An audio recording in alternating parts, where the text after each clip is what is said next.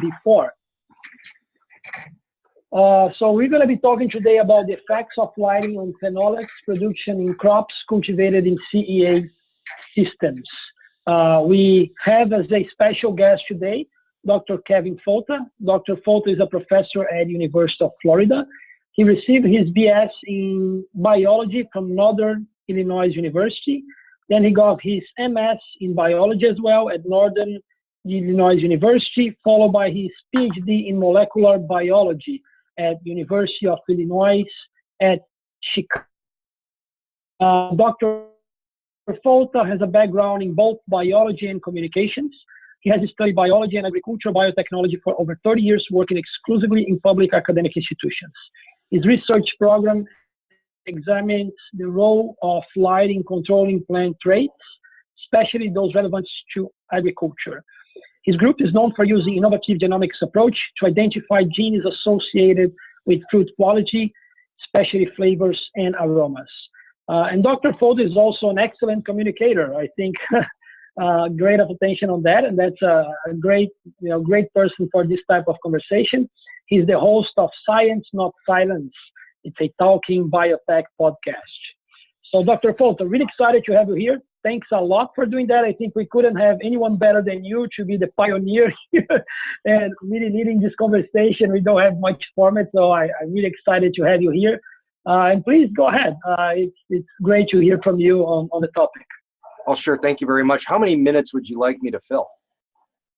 Well, we have reserved 1 hour for this conversation. I was thinking about maybe 15, 20 minutes, an open description, and then we can lead the conversation, because it would be really great to hear from the members, questions that they have about what you have to say or anything else. And we have a lot of good people join the call, so we can leave this open for us. So if 20 minutes is good for you, that would be great. Otherwise, you can take a little more, a little less. It's up to you. Okay, I think that's going to be taking a little less, because I would rather answer questions or participate that way.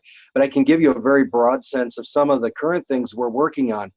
My laboratory has historically examined the effects of narrow bandwidth light, so the parts of the spectrum that we can use to invoke various plant traits.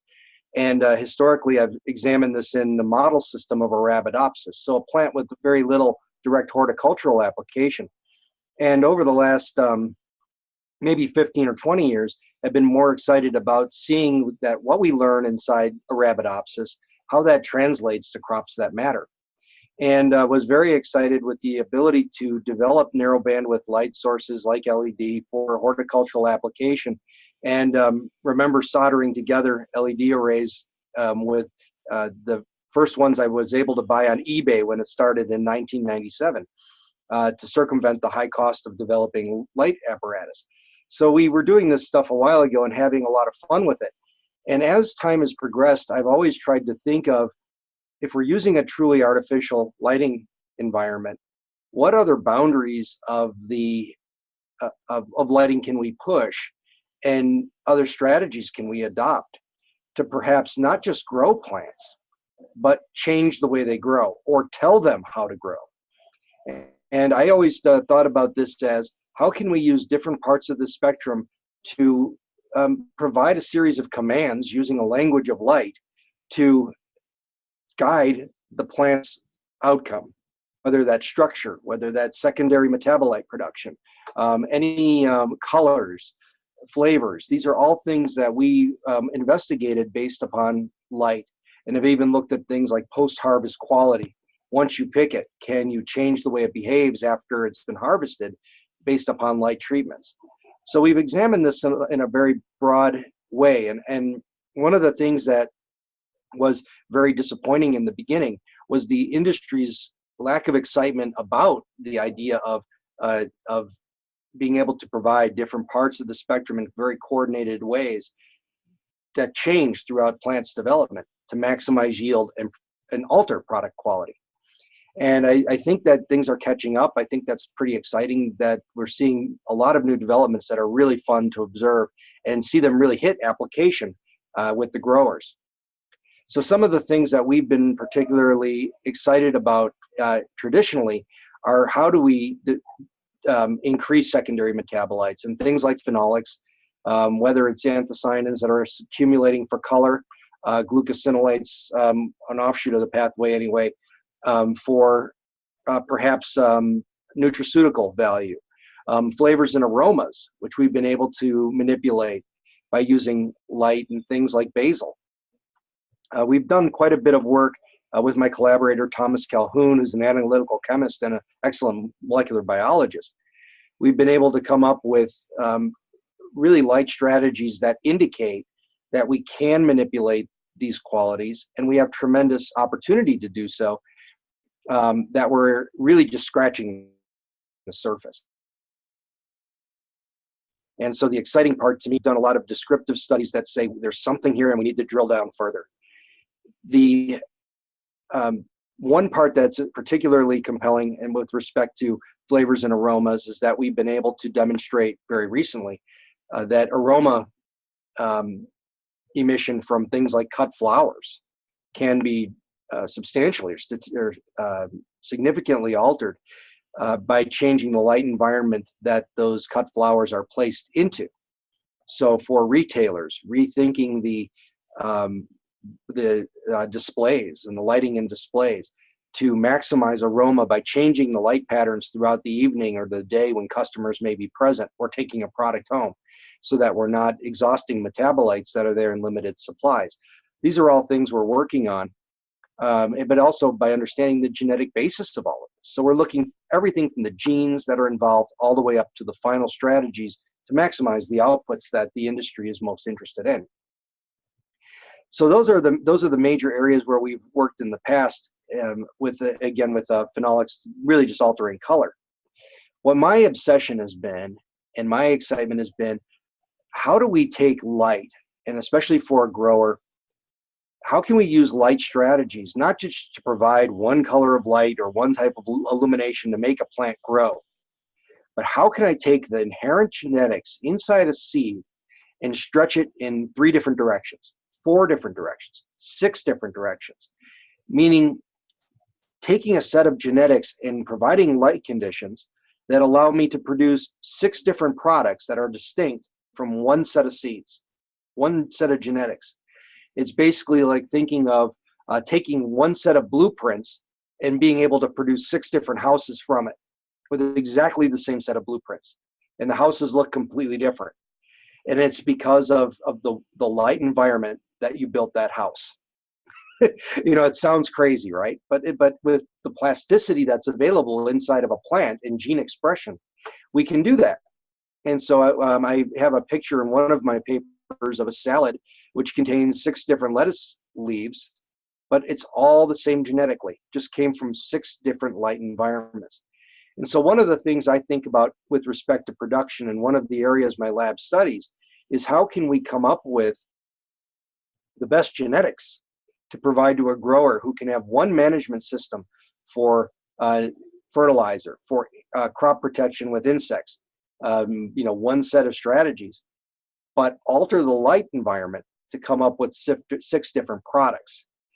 You can meet market demand that grow everything under a generic series of light conditions, and when they say we want 80% purple lettuce, 20% green, be able to flip a switch and deliver that a week later. So those are the kinds of things that we think about with respect towards actual growing conditions and being able to alter the phenolic compounds associated with color in plants. The other things that we're currently working on that are particularly exciting is, I've listened to folks over the years be rather skeptical, in some cases cynical, about the application of being able to grow in controlled environment situations, or using artificial lighting in either in supplement or in greenhouse, or in controlled environment, closed controlled environment applications. So sole lighting coming from LED. And the problems have been the plants don't do as well as they do in full spectrum, and the sun is free. And so the plants don't do as well in most cases, and if we do, it costs a lot of money to do it. So I've taken 2 approaches to that to solve that problem, and this is 2 areas where my lab is currently working, And we have a nice paper or two coming out on this shortly. One of the areas is, how do we identify new genetics? What we're trying to do, I argue, is that we're trying to pull a dog sled with dachshunds. We're using the wrong variety, the wrong breed to do the job that was intended for something that was bred for that environment. So the sled dog was made for that cold environment, strong to pull that sled. The dachshund does, I don't know what a dachshund does. Looks like a hot dog. Bred for that novelty, I don't know. But you see my point. We're taking a plant from the field, designed for the field or maybe for the greenhouse, placing it into a very different light environment, and wondering why it's not behaving correctly, or why there's problems with disease presentation, or problems with production. We don't get the same yield. And I believe that we can identify plant varieties that will work specifically in these contexts, but even more so, how do we breed them for those contexts? And one of the things we're actively pursuing right now is, can we identify light hypersensitive plants by looking at seedling development? We know seedling traits that are driven by light. And if you look across the spectrum of lettuces, all the varieties that are there, you see tremendous variation in lettuces, some that are very sensitive to red light, some that are very sensitive to blue, some that are sensitive to all light, others which really don't like being in a light environment and are less sensitive to light. Our goal is to identify those light sensitive varieties, identify what makes them light sensitive, and then start crossing them together. And the idea is that we can generate the next generation of plants that will be more sensitive to light because of genetics that predispose it to use every single photon more wisely. If we have that, can we start to grow those plants in low light environments? Grow those plants by cutting back the number of photons that are being applied in a strictly LED capacity. And that seems to be something that works. I think we're going to have some good luck there. We've just started the crosses and breeding, putting the germplasm together. The whole first front end of this has been characterizing the existing plants that are light hypersensitive. So we've done this in lettuce for obvious reasons. Leafy greens can be quickly produced. You're consuming almost the entire aerial biomass, much better than looking in things like herbs, which can be also very high value, but narrower sets of genetics. So we wanted to do the primary studies in lettuce, and have had some good success. It'll be interesting to see where we go going forward with modern molecular breeding tools, with genomic selection, to be able to pick the best parents and follow genetics through several generations, and possibly come out with plants that growers will receive something that has more variation under different light conditions, but will invest every photon more wisely in development and produce plants with less light, or maybe faster with the same light. So that's where we're going with that particular kind of project. The last thing I'll talk about is another aspect of how we deliver light. And traditionally, we think about the things we can control as the light quality, so the wavelength, the color, the light quantity, so we think of it loosely as intensity. Scientists, we refer to this as fluence rate for reasons I don't have to get into here. And we also use photoperiod, so the number of hours that the plant sees that light continuously in a day. Those three qualities are things that we can control as we shape plant production metrics.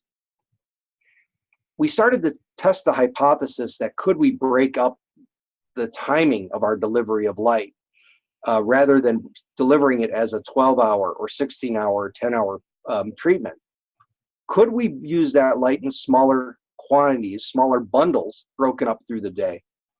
And the idea here is, how do we save some energy? How can we grow that plant with less investment in electricity to run LED light or whatever luminaries you're using?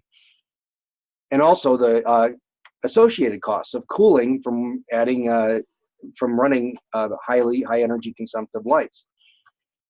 The way we started to do this was to break down light treatments into hours, maybe 1 hour on, 1 hour off.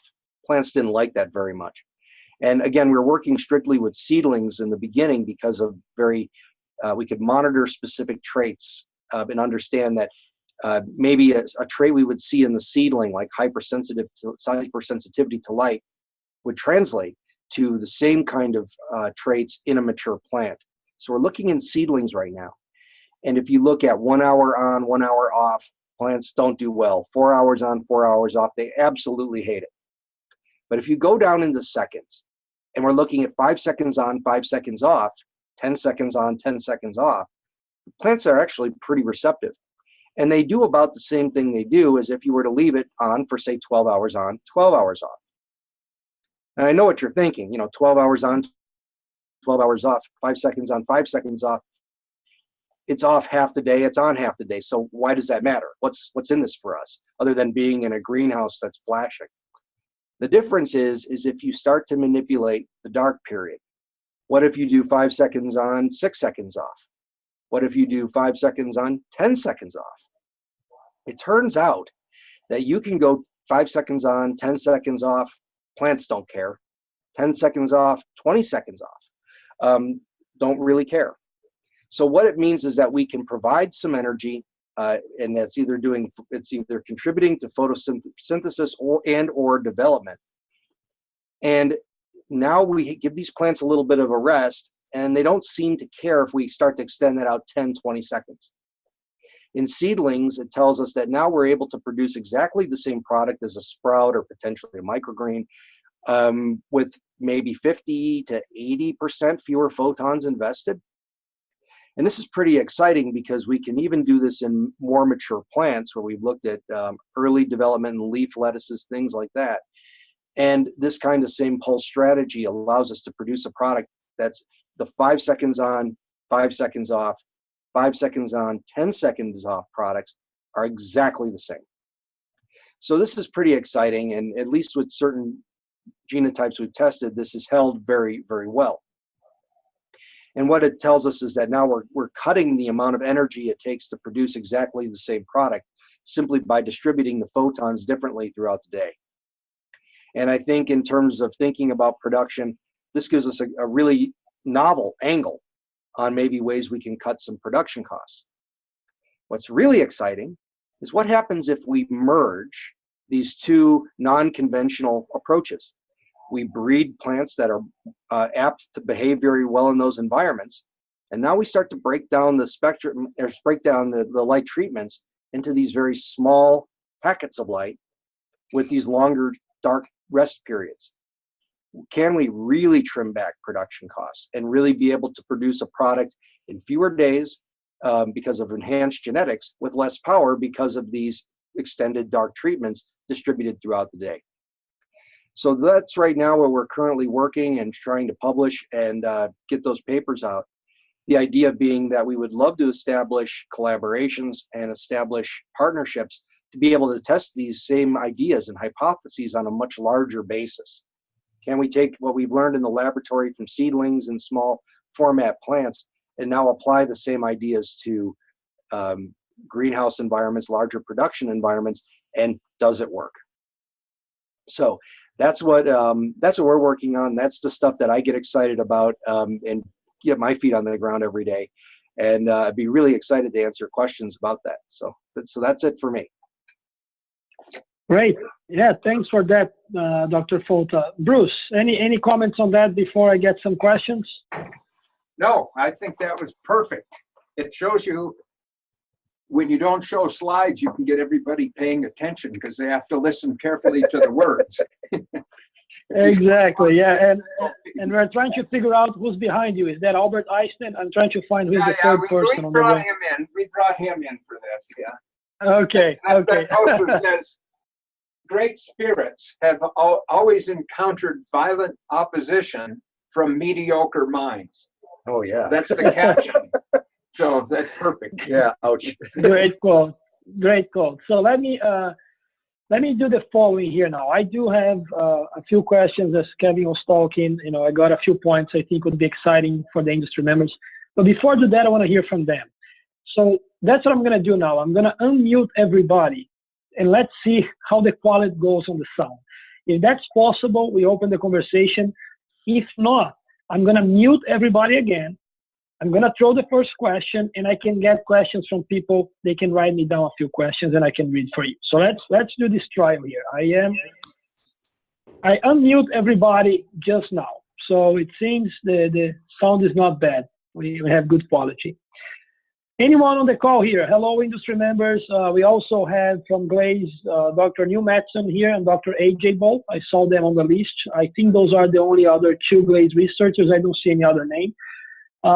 So for all of you on the call, industry members, GLASE members, any questions? What would be the first question to Dr. Folta on what he's talked about, beginning with the colors, the nutrients, the components, and later on with the light readiness for the indoor farms and plant production?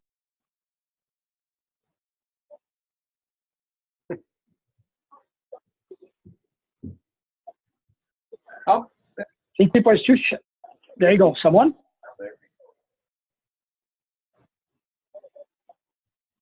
Let me turn this around. But how many of the industry people are using spectral manipulation to change product quality, whether it's color in lettuce or shape in floriculture crops?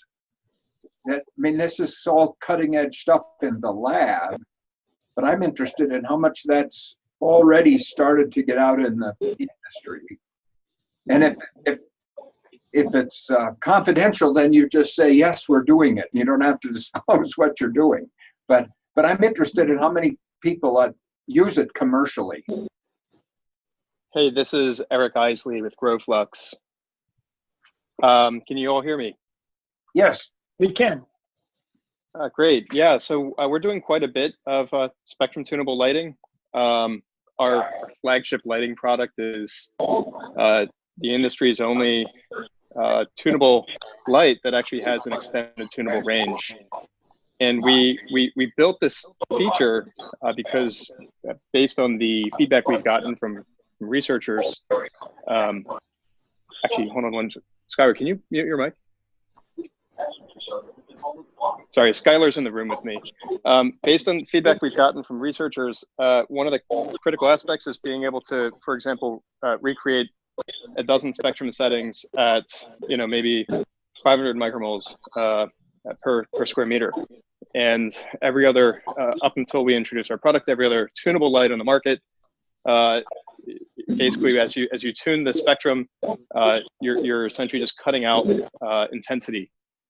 So what we do is we have a 600 watt top light designed for greenhouses, and we install in that 600 watt light nearly 900 watts of LEDs with drivers on the board.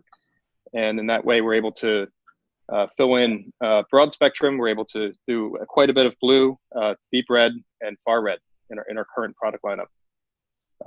So that's kind of what we've been working on. For those of you that are familiar with us, obviously we've been doing a lot of work in the cannabis space, but we're always looking for new opportunities in greenhouse crop production.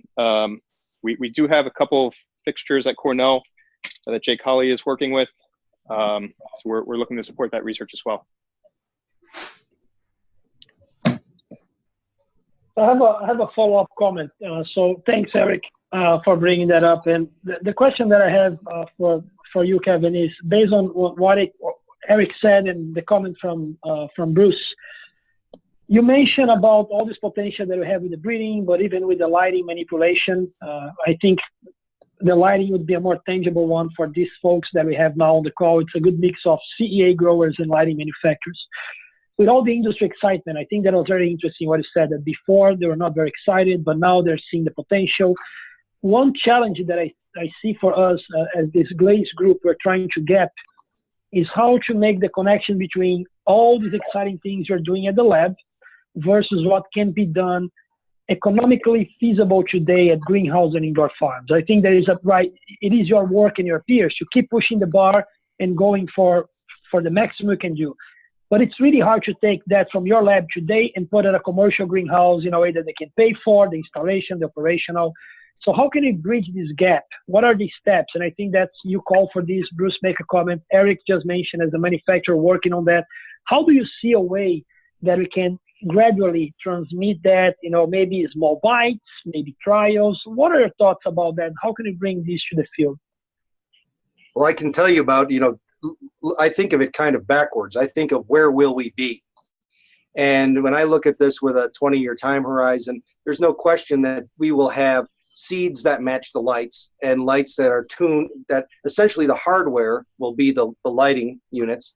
And the software will be the programs that have been predetermined that match a given set of genetics. And that those two things will go hand in hand with robotic harvesting and all that stuff to take people out of the equation. The seeds will go in on day 1 and the product comes out on day 14 or 30 or whatever. That's where we're going to be. So now we can start saying, where are the steps to get us there? And this was a question I started with a company in Victoria, Canada, named Light Emitting Computers, who started developing spectral tunable lights back in the mid-2000s. And I'm not sure what they're doing these days. Their owner died recently, or a couple of years ago, or a while ago, and really stopped development of these ideas. But we did a lot of things with them back then, with starting to understand how do we develop, well, and this is where we get into the steps it will take, is we need industry to to stop thinking about this as, well, we can make a light that gives us some spectral output or whatever, and now let's grow plants under it. Need to start looking at this as a dynamic partnership between the light and the seed itself. The genetics and the light have to match. And now using researchers to fill in that gap. How do you guys do the experiments?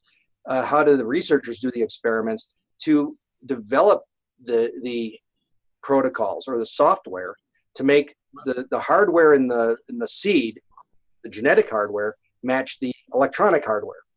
And that only comes about by experimentation and trials. And the funding for that has not been there through federal agencies.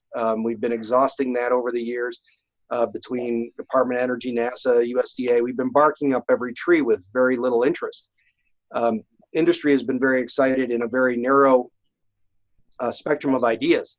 But I think we have to look that the leaders in this space and industry need to be looking with that long-term time horizon of where is this going to be, and then what are the baby steps to get there. And for me, it's matching the genetics to the equipment. It makes sense to me. We do have a mix of indoor farmers and conventional greenhouses attending the call today and part of the consortium. I'll throw a question here, and if some of them want to follow up after your comments or after my question, it would be great. Understanding what you're talking about, seed light as one system, integrated system, and working together, I see less challenges to make that work at an indoor facility, because then you have control of the light, 100% of the light, you don't have the sun. So then I would like to hear from those guys in indoor farms here attending the call today, if they have any thoughts about that, where they are on this process, if they have considered or not, which challenge they see. And then the second part of the question is, do you see that working in a practical way at a greenhouse where you have the sun blasting, right? Any type of supplemental lighting. It's a huge buffer, as a matter of intensity, as a matter of amount. The photo period is going to be somehow subjected, even though you can use curtains and lights. So comments on both of those. But just before you go, Kevin, if we have anyone on the call here, indoor farm or CEA grower wants to mention, or anyone else wants to, any follow-up on that? Otherwise, Kevin, go ahead. I have a comment on that. I think we know from recent studies that it's, of course, far harder to manipulate spectra as supplemental light in a greenhouse because the sun is so dominant. So that raises a bunch of different issues. But when we grow in a greenhouse, we have transit time to get the products to market. And during that transit time, the plants are historically in the dark. If we give them small amounts of light, like Kevin's talking about, 5 seconds on, 10 seconds off, we have the potential to dramatically improve post-harvest quality of products by giving them some light between the time they're harvested and getting them to the consumer, even to the point of giving them light in a grocery store. Now, typically we don't have roots anymore, but I think there's a lot of potential to explore the use of particularly of LEDs to enhance post-harvest quality of products. And that could be floriculture crops as well. Yeah, that's a great point. Frontiers that we haven't explored yet much. Yep. This is Ed Harwood at Aero Farms. Hi, Ed. Hi. We have, I don't know, we used to think that turning off or leaving the grow lights as they are intended to be based on our latest knowledge, and walking out of the room and not turning off the ambient light, because we didn't think there was that much ambient light. And for some reason or other, didn't measure it. But if we measure it, we find that it's measurable. If we look at what the impacts are when it's present and totally blacked out, we see changes in the plant.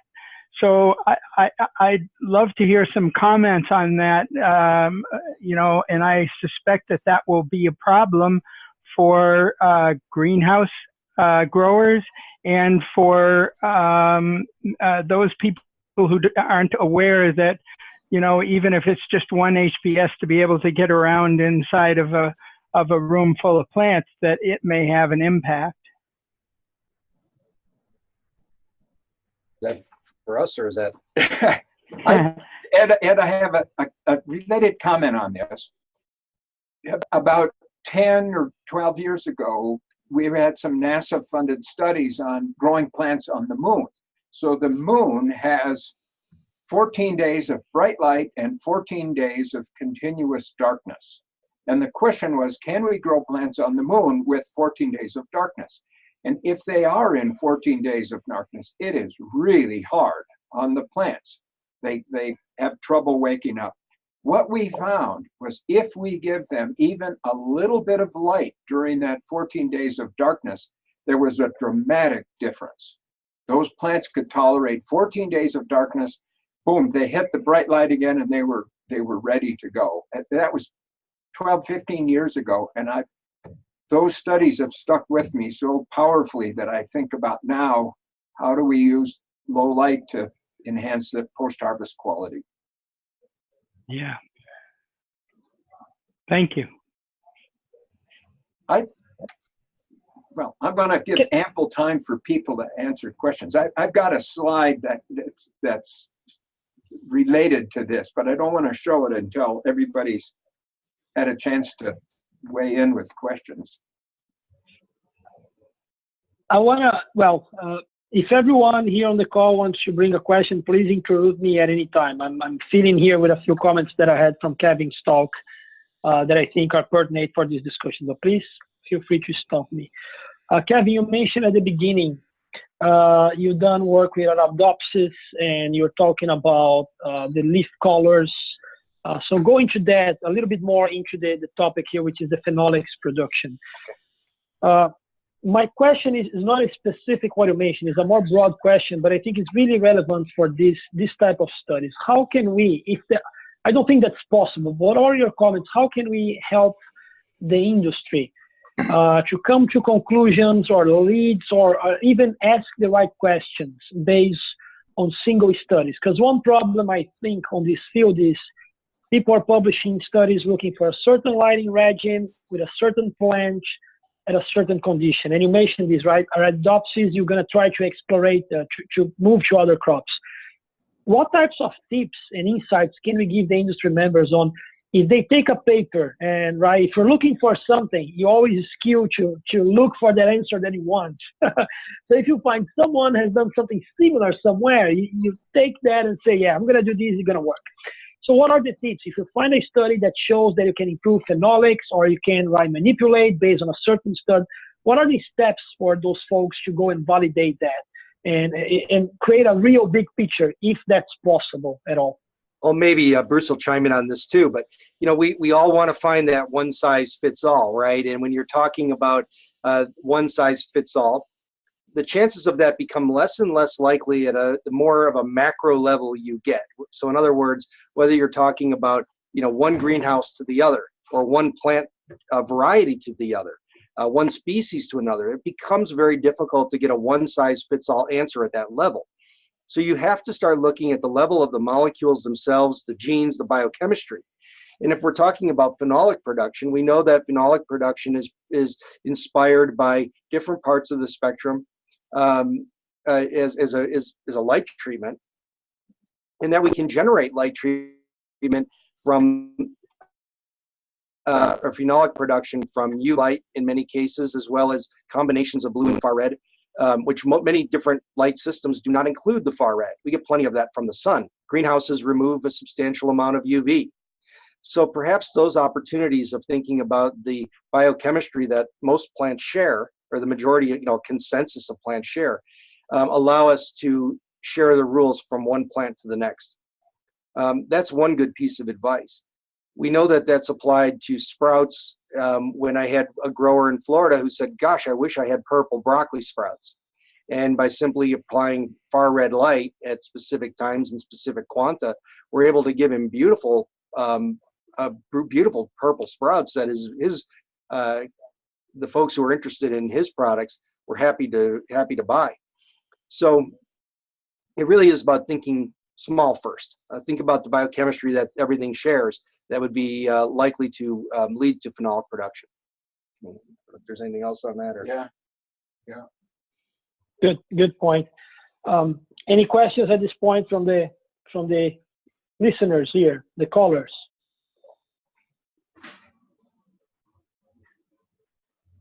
Okay, meanwhile, I have another one. I think Bruce mentioned something very interesting, and I think some of the growers here would like to hear a little bit more about. We have several members here that are coming up with the greenhouse. Well, let me even step back. Not only the members, but I think the premises of the new urban farming, vertical farms close to the urban centers, and even the greenhouses that have as members, they are close to the urban centers. So they're trying to beat the transportation from the lettuce coming from California, for example. So when Bruce mentioned about having these lighting treatments during the harvest time between that and the final consumer, I think that's a great idea. I've never heard anyone talking about this before. It makes a lot of sense. So first a question to the callers and then to both of you. So from the people that are on the call here, what is the time that you have, the average time between you harvesting your plants and getting to the consumer? Is this, not exactly the number, but is this, we're talking about hours, we're talking about days or weeks? And then one time they provide this answer, Bruce and Kevin and anyone else, have you thought about how much time we need to do these lighting treatments and during the post-harvest using the lighting treatment?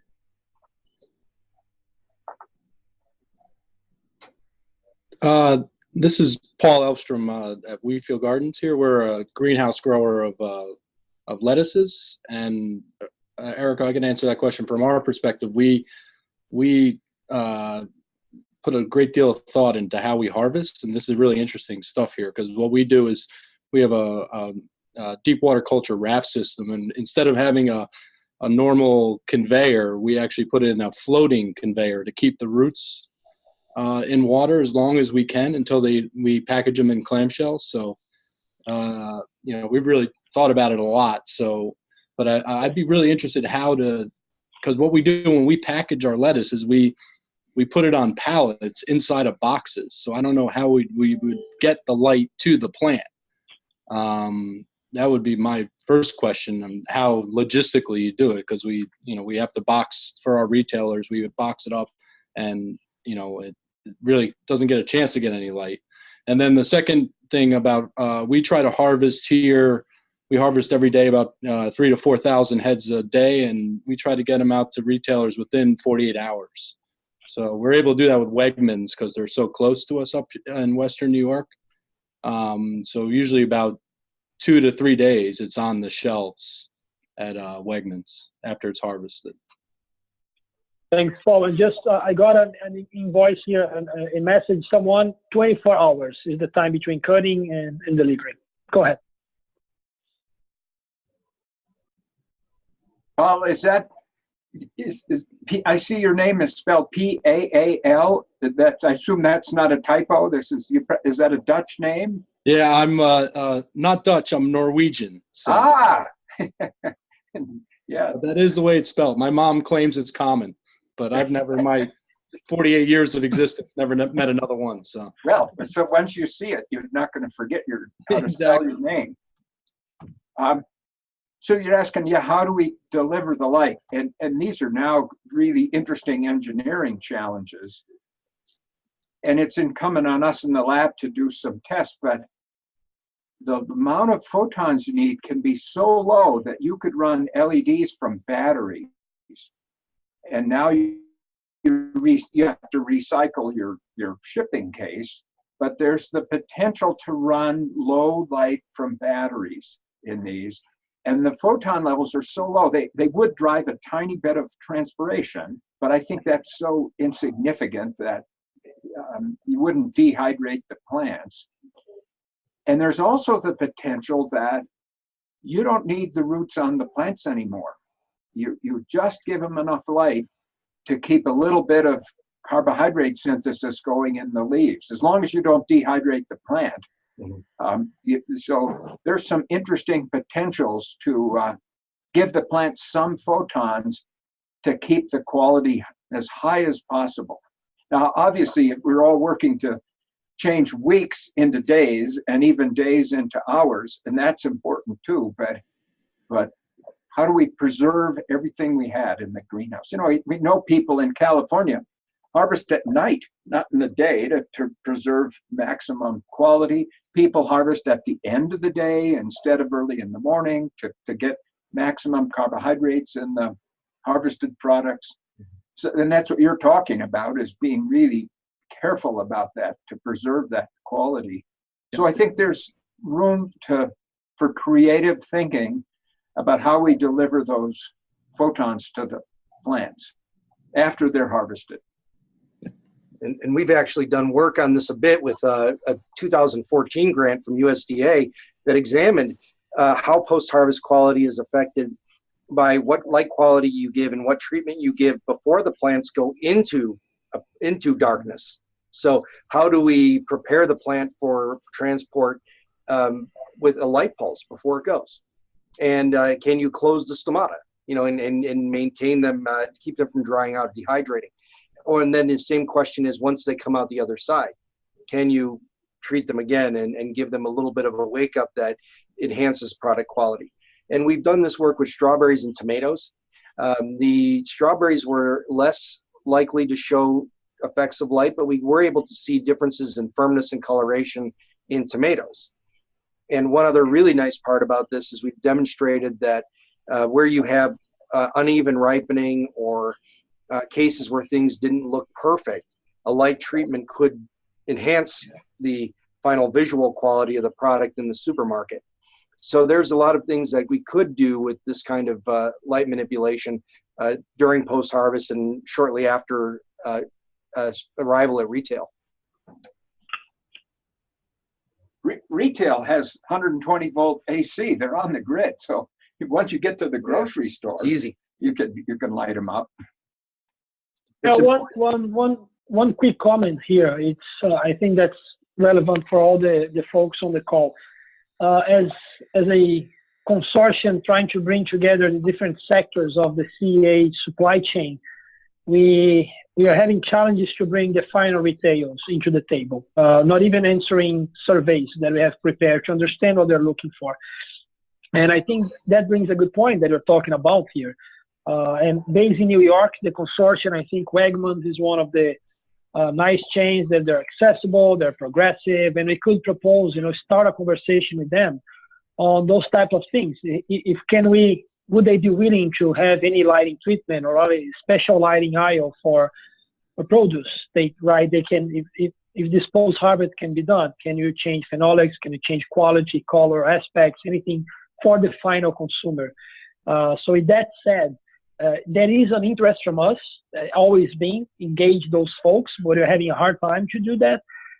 So the question for you and everybody on the call, have you tried to engage? Do you think, so first of all, do you think that would be technically possible to do based on the plants, the physiology? Can we light up them for how many days? 2, I don't know how long they stay on the shelf, 1 or 2 days, considering they don't have the roots anymore and the transpiration and everything. Any thoughts about that? Would that be possible technically? So then we can move to an approach to them and see if they would be interested. Yeah, Erico, I could speak for Wegmans. I mean, we've had a long relationship with them. We sold tomatoes and cucumbers to them for years, and now we're entering this hydroponic lettuce market with them, and they've been very receptive to us, and especially in the 11 local stores here in the Buffalo area. So I could definitely see them doing this. I mean, the pride and joy of their stores is their produce. So they're very open to looking at ways. They started a produce market in Rochester, New York, 100 years ago. So they're very open to it. So I can approach the produce manager here for these stores if it's something that would benefit. I think they'd be very receptive to it. Yeah, that would certainly, Paul. And that's one of the nice things. I think they're always more receptive if they have their suppliers and customers approaching them than someone else. So if we can if we can create this value, this knowledge, this interest in coming the grassroots requirements, that I think that would be wonderful. We can certainly engage on that. But then just before doing that, would that be possible? So that would be my question. Let me throw this out there just for what it's worth. Don't try to change the retailer, change the customer. And you convince the customer that having something that's freshly harvested, that has been maintained with the non-chemical treatment of light to enhance the nutraceutical quality and the freshness, you just have to put that messaging out there and even show some evidence of it, which doesn't have to be really deep. And then they are demanding that their grocery stores have this kind of thing. My wife and I sell at farmers markets, and we have hydroponic lettuce. And she sells her lettuce, and they don't buy it from the people next door at $1 less a head, because we grow it hydroponically in a red Solo cup, and they walk up and they're sitting in the Solo cups in a nutrient solution on the table. And they come up and we chop that head off right there in front of it and drop it in their bag. And that sense of freshness, they'll come back and tell us it lasts longer than any lettuce we've ever had. I don't know if that's true or not, but to them the perception is that they're getting something straight off the roots, right into their bag, right home to their shopping, right home to their table. And that perception that we are guiding is influencing their buying habits. And the same thing can happen at a larger retailer. Yeah, it definitely makes sense. Yeah. Any questions? This is Neil from Cornell. Could I ask a question?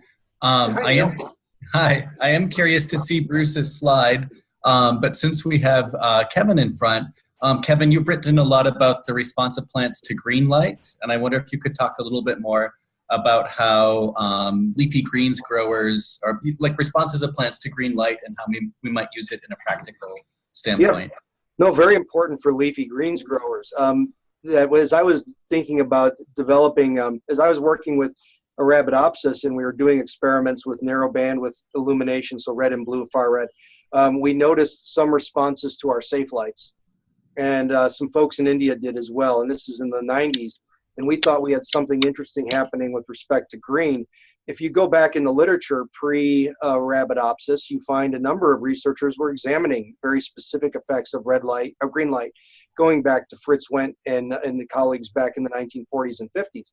So this was nothing new. It just was a literature that we unearthed and continued in a model system.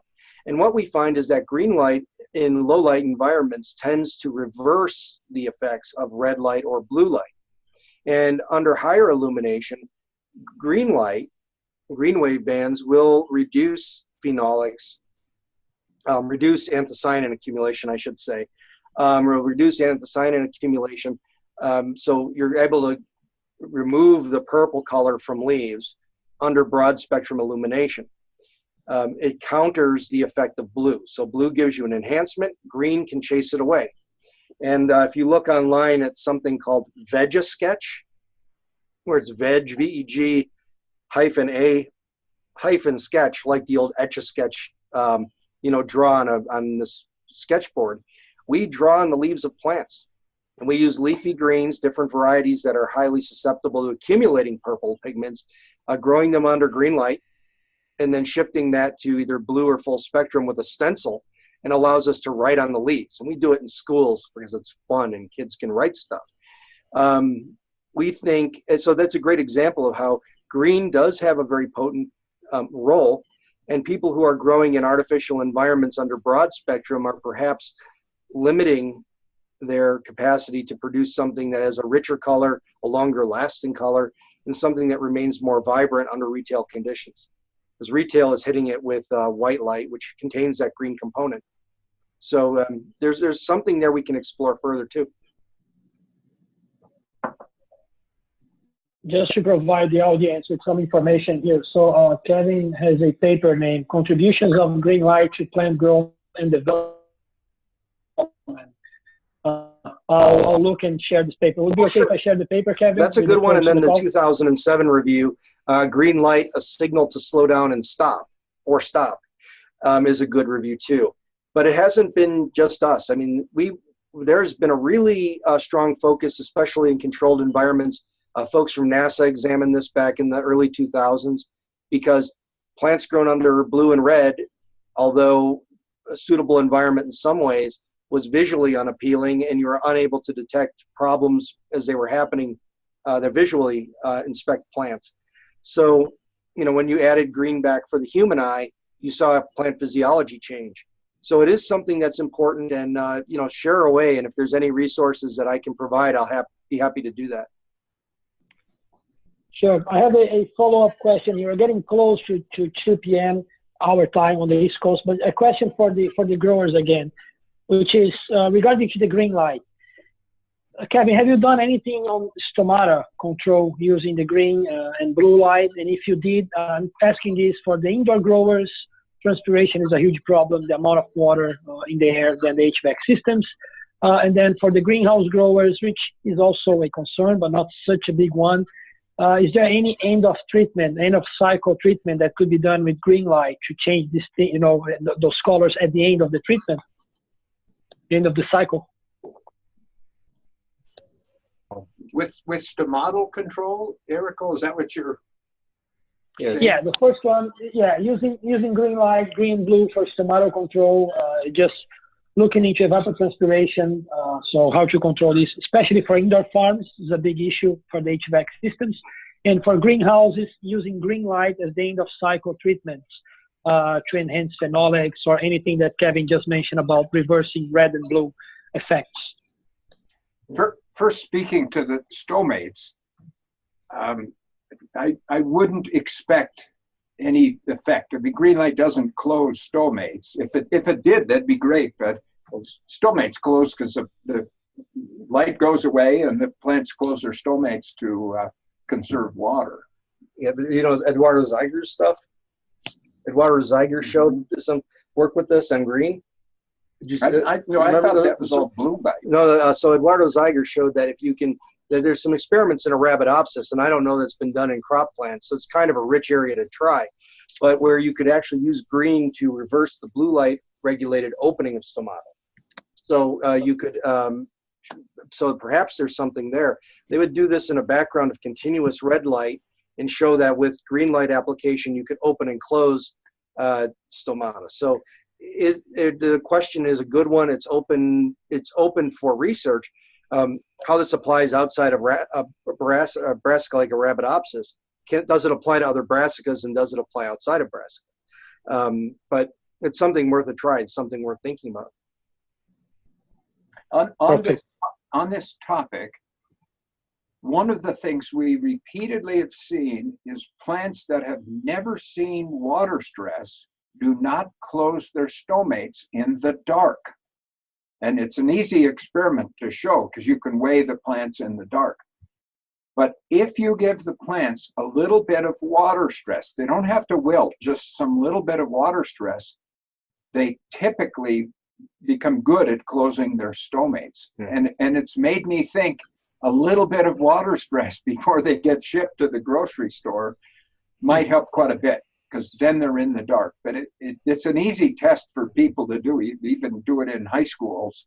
I've used the term, the stomates look like they rust open. The plant has had so much water for so long, it loses its ability to close the stomates in the dark. But we found that it doesn't take very much stress, and then they get it. They close their stomates in the dark. Interesting. Very nice to hear. Well, we are at 2 o'clock now, so I think everybody, Bruce, if you have some time and you'd like to share your slide, we can do this now. For everyone else on the call, thanks for joining. If you want to stick a little bit and speak, well, first of all, Bruce, would you have some time to show these slides? Yeah, I do. And people are going to leave if they need to. Now let's see. I need to hit share screen, I think. Yeah. So, yeah, let me see here. I have to stop sharing mine, I believe. Yes. Yeah. So meanwhile, yeah, thanks for that. Everyone on the call, if you can stay, please do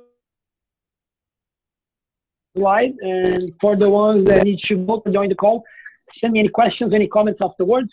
And also start to think about the topic for next month. We're going to do this again. And just send me your suggestions. I'll follow up by email, but please send me your suggestions for the next monthly conversation. Bruce, were you able to share the screen? Let's see here. I can't until you stop sharing, it says, but let's see. All right, let me see how I do that. I can stop share. I hit the button. Okay. Good. Now I should be able to share. Let's see. Optimize. Now I'm looking at a picture of Cornell University. Let's see. Yeah, there's your screen. So if you get right here, just open your, or maybe if you open your slide. Yeah. There we go. There. Can you see this slide? Yeah. And Okay. just so as you know, everybody's on the call, so people are really interested. Nobody dropped the call, just so as you know. This is a PowerPoint talk of stuff I've shown previously. And I actually have 2 slides, but this first one is from Kelly, Walters, and Ricardo at Michigan State. This is something that Kelly is doing her PhD now with Ricardo. And she showed this slide at a meeting, and I said, Kelly, this is terrific stuff. Can I use your slide? And so here it is. What they did is grew basil, put it in a vial, and measured the volatile compounds coming off the basil. And eugenol is what's in cloves. It's a very fresh smell. But what this slide shows is you need high light to get high volatiles. So the quality of the basil was higher with higher light. And it shows our challenge. It's real hard to grow plants in high light, and at least in the case of basil, have high volatiles from the leaves. That's the point of this slide. So what are the ways to keep basil just as fresh as possible? I think a lot more of us could be doing studies like this. These are not hard. You need a gas chromatograph, but this is just headspace analysis. But I'm interested in doing this with post-harvest quality of volatiles of plants, especially something like basil that's sold because of its aroma partly. How fast does that aroma degrade after you pick the basil? And how could we preserve that longer? Basil's a really high value crop. So anything we can do that makes the quality better, it's likely to be cost effective. One of the points I make from this is, in fact, Kevin yesterday here at the university gave a university talk on science communication. And it was a terrific talk. He didn't get quite a standing ovation, but he sure as hell had a long line of people wanted to talk to him after his talk. But one of his points was, why do you do what you do? Explain that to consumers. You're not trying to do it because you're trying to get rich. You're trying to do it because you're giving them a better diet. If we can improve product quality, get people to eat more fruits and vegetables, we can reduce cancer rates in society. And that's a pretty noble goal. And when people see that, hopefully they'll fund the research more, if that's our broad goal. So that's a little sidebar, but I think that's an important component of the why we do what we do. Whether it's university scientists or commercial growers, you're trying to help people make the product so good they eat more of it, and their life is going to be, their health is going to be improved. Anyway, this is a nice example of some studies we can do on post-harvest quality of things. And in this case, it's the effective intensity of the light on the volatiles from basil. Now I have one more slide, and that's here. This was some work we did, and it got published last November. We, with some distinguished colleagues, we got a paper published in the journal Nature, and there's the title. And this is one of the figures in that paper. Bruce, let me just make a quick comment here. Morton, he's on the call today, so if everyone here has questions. Yeah. Well, he's the first author. He's the one that got us organized. So we lots of, and people know Morgan's on the external advisory board for GLASE. But Morgan got us organized, and he let me trail along as the last author. But this was some stuff we did with colors of light and an intensity of light with lettuce. Now, we thought when we started, more blue light would make more anthocyanins. This blue light often leads to an increased secondary metabolism. And we have long known that blue light reduces cell expansion, and blue light shrinks leaf elongation. So we weren't surprised that the blue light shrunk the plants, but in this particular study, we found no effect at all of blue light and anthocyanin production in this red lettuce. This is normally dark red in the field. But when we gave it, so that's the top line, that's all constant, relatively low light, but with increasing blue, it shrunk it. And then the bottom line is we increased the light from 11 moles a day to 28 moles a day. And boom, the lettuce turned dark red. This is the point of this slide, is really in this cultivar, intensity drove the anthocyanin synthesis and the red color. Now, having said this, there are other lettuce cultivars that respond differently. There are lettuce cultivars that do need higher levels of blue light to increase anthocyanins and turn red. But this is just an example of how we manipulate intensity and quality of the light.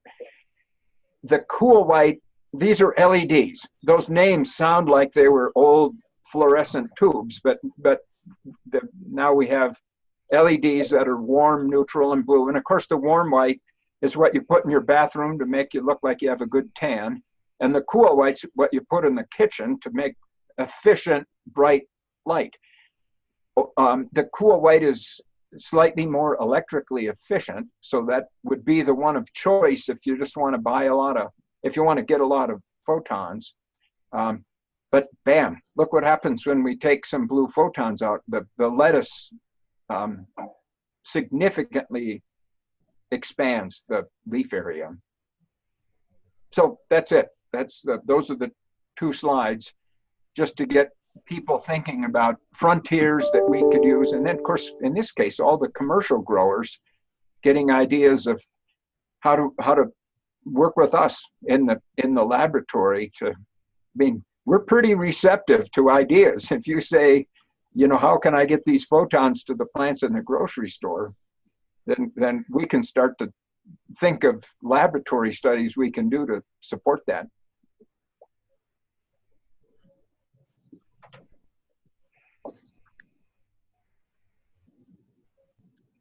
Thanks, Bruce. That's really cool. I will clarify it is Roberto Lopez at Michigan State University. Oh, did I put? You put Ricardo. Oh, thank you. Right. I don't think he's seen this slide. Oh man, you saved me a lot of it.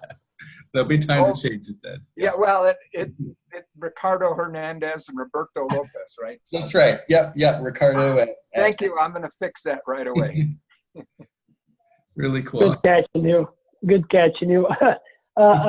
Bruce, thanks for sharing those slides. They are very interesting.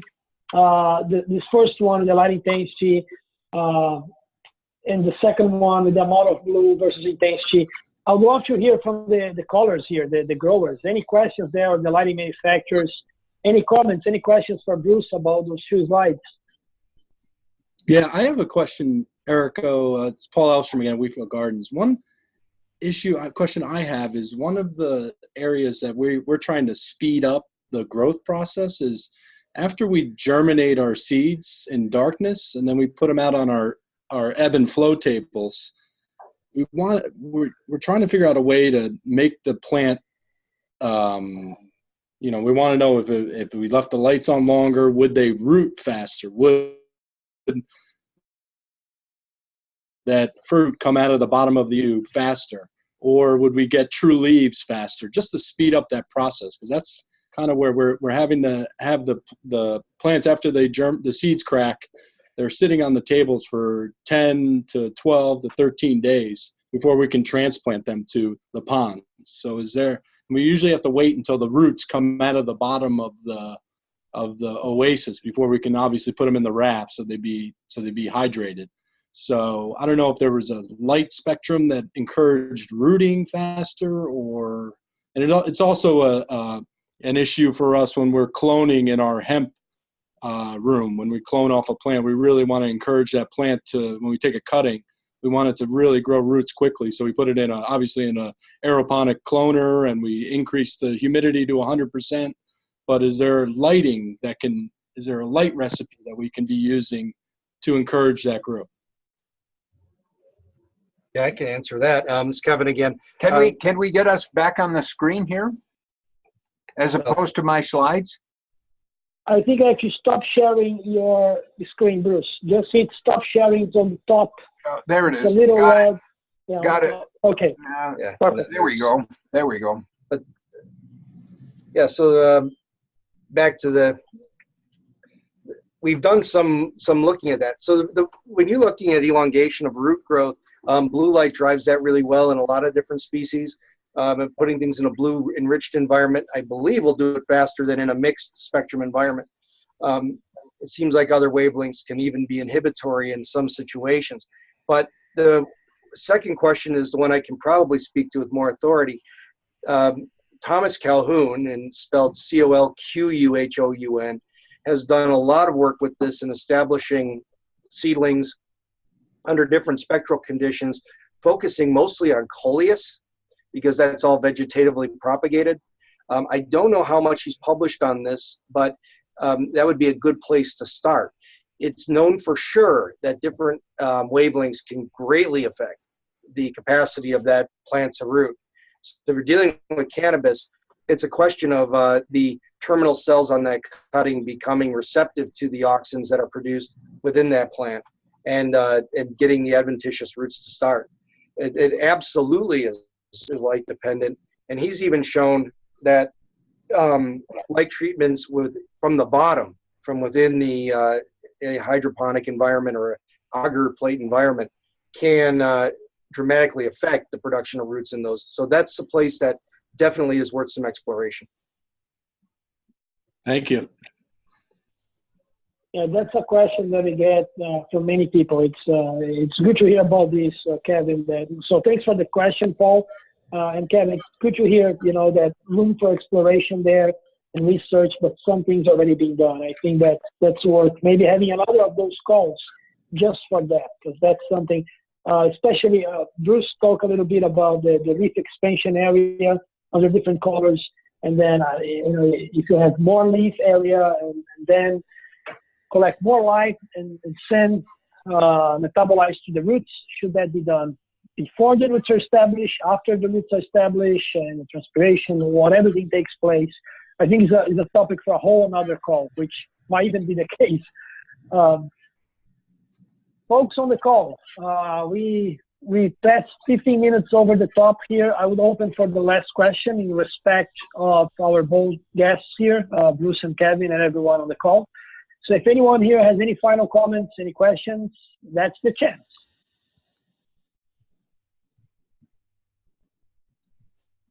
All right, well, let me thank you again. So first of all, thanks everybody for joining the call. I appreciate our patience. That's the first time we do this. It's a freestyle meeting. I think it went well, but please send your comments and questions. What do you think worked, what doesn't, how can we improve? Huge thanks to Kevin and Bruce for participating as the field experts and leading this discussion. I think was really helpful, and thanks for your patience as well for exploring this format. Yeah, and well, I'll prepare some notes here. Ideally, we're gonna get these. I'll turn these into a YouTube video and share with our members. So share the link with both of you, have access to that as well. And I really appreciate your time and your willingness to talk to us. Kevin, if you don't mind, if I can share, I'll reach out to you to share one or two papers that you mentioned from your authorship with the members that could be useful. But with that said, thank you so much for participating, and I hope that you see one of these calls again. Thank you. Yep. Bye now. Thanks, everyone. Have a good day and good afternoon. Bye-bye. Bye, everyone. Have a good day. Let me see. Thank you. Good.